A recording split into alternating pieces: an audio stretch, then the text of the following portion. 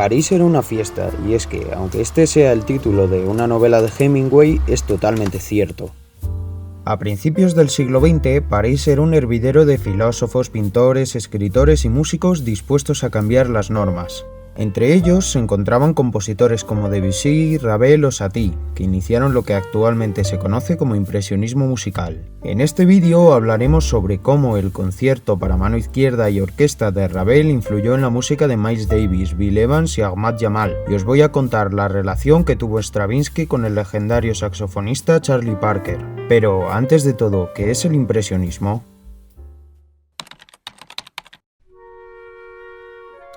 En 1872, Monet pintó un cuadro que daría paso a las vanguardias artísticas de finales del siglo XIX y principios del siglo XX, Impresión Sol Naciente. En esta obra refleja la impresión que él tenía de las luces sobre el agua y los edificios del Havre. Un crítico de aquella época, a partir del título de la obra, bautizaría como impresionismo el movimiento que Monet había iniciado. Al igual que la pintura de Monet, la música de Debussy también dio paso a todas las vanguardias musicales del siglo XX. Debussy llegaría con su música en los años 90 del siglo XIX, la época en la que los pintores impresionistas comenzaban a pasarse de moda. Su música era completamente diferente a todo lo que se había visto con anterioridad. Sus principales características son la tonalidad, la ausencia de melodías claras, el uso de escalas exóticas y la experimentación armónica. Los críticos musicales de la época comenzaron a utilizar el término impresionismo para describir la característica música flotante que hacía Debussy, sugiriendo que tanto su música como estas obras de arte estaban inacabadas. Sin embargo, últimamente muchos expertos consideran que su música es más cercana al simbolismo, un movimiento literario francés de la segunda mitad del siglo XIX. Fruto de la influencia que ya ejercía el impresionismo, a principios del siglo XX en los círculos musicales parisinos comenzó a circular la creencia de que el jazz había evolucionado por completo a partir de la música de Debussy. Algunos personajes famosos del momento, como Delaunay, organizaron conferencias para demostrarlo, y en 1940 el Hot Club de París repartió folletos asegurándolo. Sin embargo, con el paso de los años se ha demostrado que el impresionismo no es más que otra de las muchas fuentes de las que bebió esta música.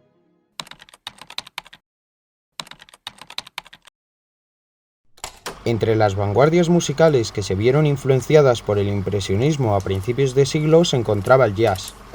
Pronto, compositores y músicos de renombre en el jazz, como Duke Ellington, comenzaron a prestar atención a la música de compositores como Ravel o Debussy y decidieron introducir elementos característicos de su música, como la escala de tonos enteros.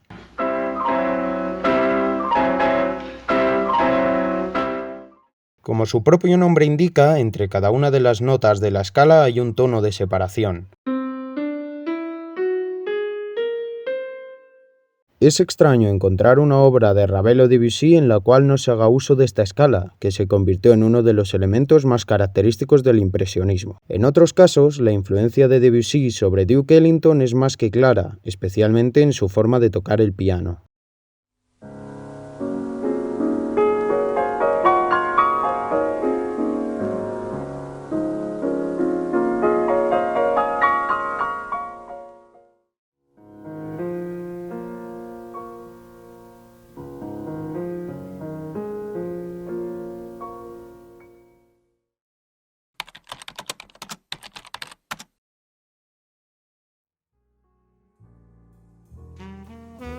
En los años 40, un grupo de músicos entre los que destacaban Charlie Parker, Dizzy Gillespie, Kenny Clarke, Bud Powell y Thelonious Monk se opusieron al swing, que cada vez era más popular, y decidieron revolucionar el jazz introduciendo armonías más complejas, tempos más rápidos y dando más pie a la improvisación. Estos músicos dieron lugar a un género que pasaría a llamarse bebop. 3 décadas antes del nacimiento del bebop, el joven Stravinsky acababa de llegar a París, donde componía obras para la famosa compañía de ballet de Diaghilev. En aquella época conoció a algunos compositores de la escena, como Ravel. Su música se vio muy influenciada en esta etapa por el impresionismo, y en especial algunas obras como El pájaro de fuego. En 1951, Charlie Parker, o Bird como le llamaban sus amigos, daría un concierto en el legendario club de jazz Birdland de Nueva York, que de hecho tenía este nombre en su honor. Esa noche, Stravinsky, que ya vivía en Estados Unidos, había asistido al club para escucharle. Cuando el trompetista del grupo se dio cuenta de que Stravinsky se encontraba entre el público, se lo comentó a Charlie Parker, que inmediatamente incorporó a uno de los temas el motivo de la obertura del Pájaro de Fuego. Stravinsky, al escucharlo, rugió de alegría y golpeó la copa de licor contra la mesa, salpicando a quienes se encontraban tras él. Charlie Parker parecía estar tan entusiasmado por la música de Stravinsky como Stravinsky por la suya. En una ocasión llamó a Charles Mingus por el teléfono y le tocó un fragmento del Pájaro de Fuego. Debussy no guardaba el mismo gusto por el saxofón que Stravinsky. En 1901 se le encargó componer una rapsodia para este instrumento, que no fue entregada hasta el día de su muerte 17 años después. En más de una ocasión dijo que aún estaba considerando si el saxofón era realmente un instrumento. Pese a ello, la rapsodia es una de sus mejores composiciones. En esta obra aporta al instrumento ese toque de sensualidad que también caracterizaría a parte del jazz. Otra obra que destaca por lo mismo es Syrinx para flauta, que fue utilizada por Joseph Latif en 1972 como motivo de una improvisación que hizo en París sobre Yesterdays.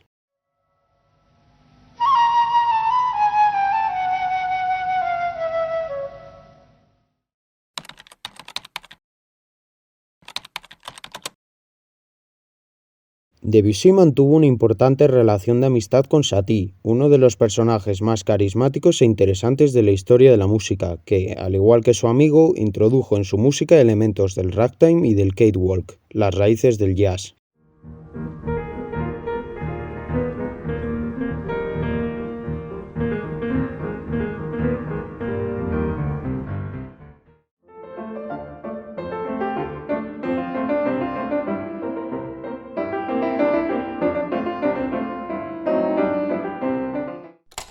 Las principales innovaciones de Satie fueron la búsqueda de la sencillez en la música y la introducción de los acordes por cuartas.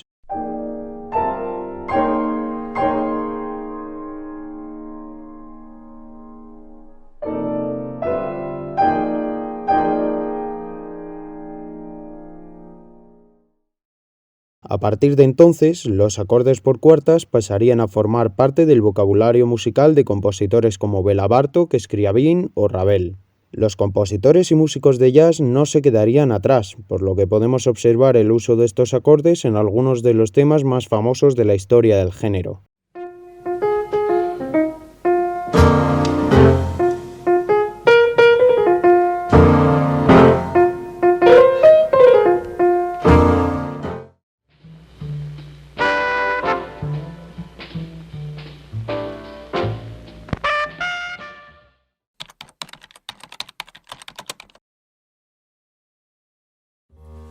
La influencia de la música de Satie en Dave Brubeck es mucho más clara.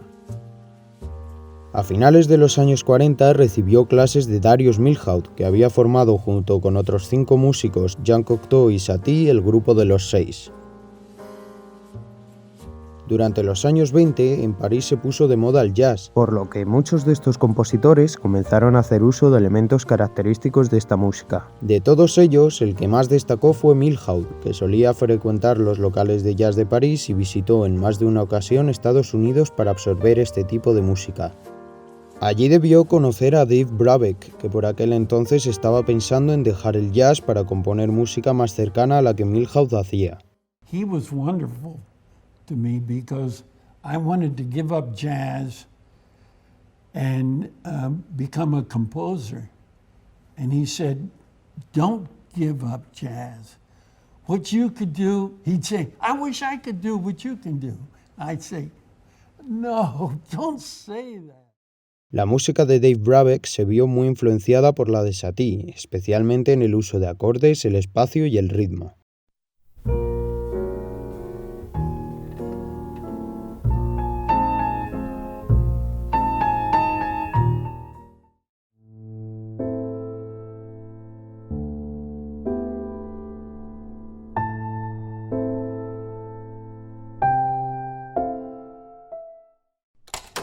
Durante un tiempo, Brubeck se convirtió en uno de los mayores representantes de la tercera corriente, un estilo de jazz que buscaba la fusión con la música clásica.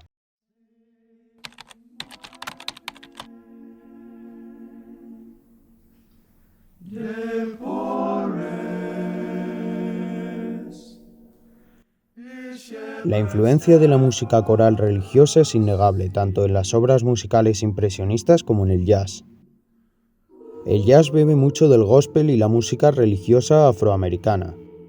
Una de las razones por las que muchas obras impresionistas nos recuerdan al jazz es por la forma en la que ambas músicas se mueven. Parecen bloques de notas en forma de acordes que se mueven paralelamente, como un coro. Esto se puede observar especialmente en la música de Satie. Podemos imaginar perfectamente su música de piano interpretada por un coro.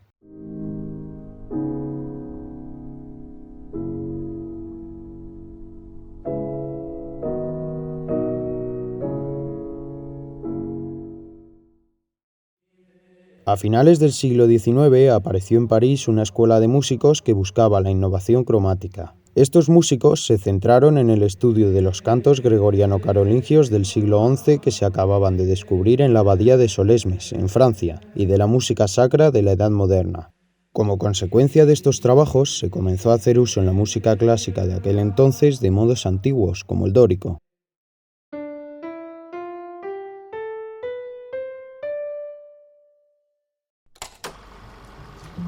En 1959, Miles Davis juntó a Bill Evans, Cannonball Adderley, Paul Chambers, Philly Joe Jones y John Coltrane para grabar un disco que cambiaría la historia del jazz, Kind of Blue. El disco giraba en torno a una idea, la utilización de las escalas y los modos y no tanto de los acordes. Con ello bautizaron el jazz modal y realizaron el que muchos consideran el mejor álbum de jazz de la historia. El primer tema del disco, So What, además de hacer uso de los acordes de cuartas de Satie, se basa casi por completo en el modo dórico.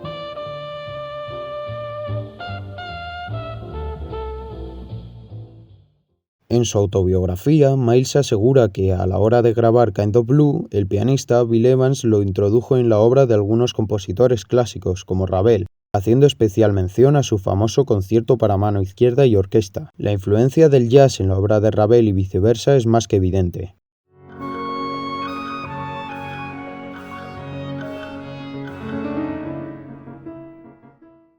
En la música de Bill Evans y Ahmad Jamal podemos escuchar la influencia de Ravel y Debussy. Esto es algo que ambos pianistas han reconocido en más de una ocasión. También los clásicos europeos me influenciaron, como Maurice Ravel.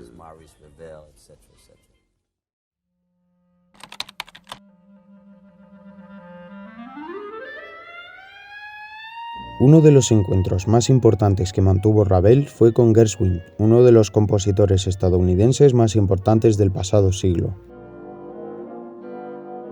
Su música destaca por haber logrado un perfecto equilibrio entre la música clásica y el jazz. Su primer profesor le introdujo en la obra de compositores como Ravel o Debussy. Más mayor, compuso algunas obras que pasaron a formar parte de la cultura popular estadounidense, muchas de las cuales se convertirían en estándares de jazz, y finalmente pudo conocer a Ravel cuando visitó Europa. Gershwin le pidió que le diera clases, a lo que Ravel se negó, alegando que comenzaría a componer en un mal estilo raveliano, y que pudiendo ser un Gershwin de primera no debía intentar ser un Ravel de segunda. Durante su estancia en París, pudo conocer a otros compositores a los que admiraba, como Stravinsky y 4 miembros del grupo de los 6.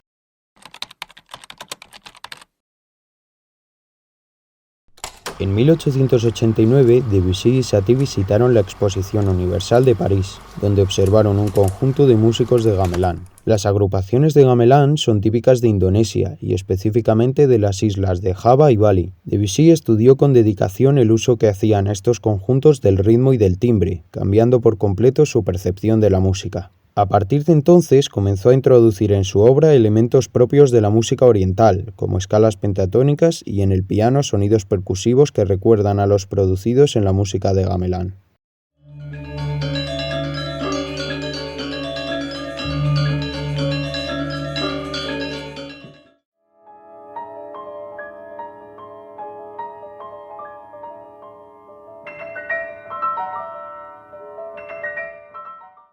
Además del gamelán, los impresionistas se interesaron por otras músicas que por aquel entonces se consideraban exóticas, como la música española y la música latina. Fue entonces cuando Ravel compuso su famoso bolero y la habanera, y Debussy la Puerta del Vino con ritmo de habanera y escalas propias del flamenco.